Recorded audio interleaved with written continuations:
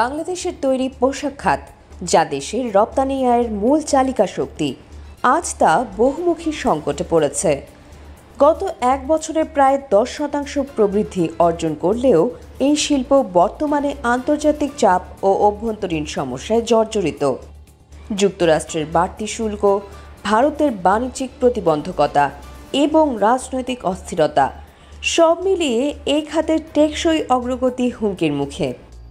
সম্প্রতি ভারত সীমান্তবর্তী স্থলবন্দর দিয়ে বাংলাদেশের তৈরি পোশাক রপ্তানিতে নিষেধাজ্ঞা দিয়েছে, যার ফলে ভারতের বাজারে প্রায় 40% রপ্তানি বাধাগ্রস্ত হচ্ছে।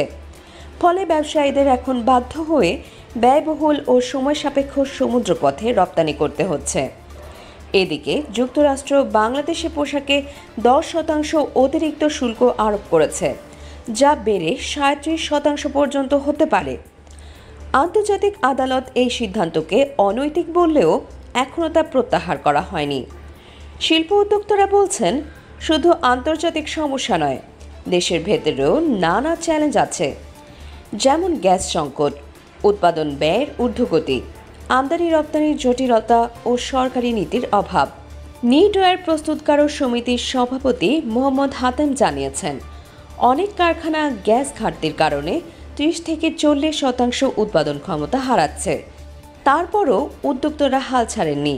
তারা নতুন বাজার খুঁজছেন, পণ্যের বৈচিত্র্য বাড়াচ্ছেন, ক্রেতাদের আস্থা ধরে রাখছেন। তবে বিশেষজ্ঞরা বলছেন, যদি রাজনৈতিক স্থিতিশীলতা এবং আন্তর্জাতিক সম্পর্ক উন্নয়ন না হয়, তাহলে এই খাতের ভবিষ্যৎ হুমকির মুখে পড়বে।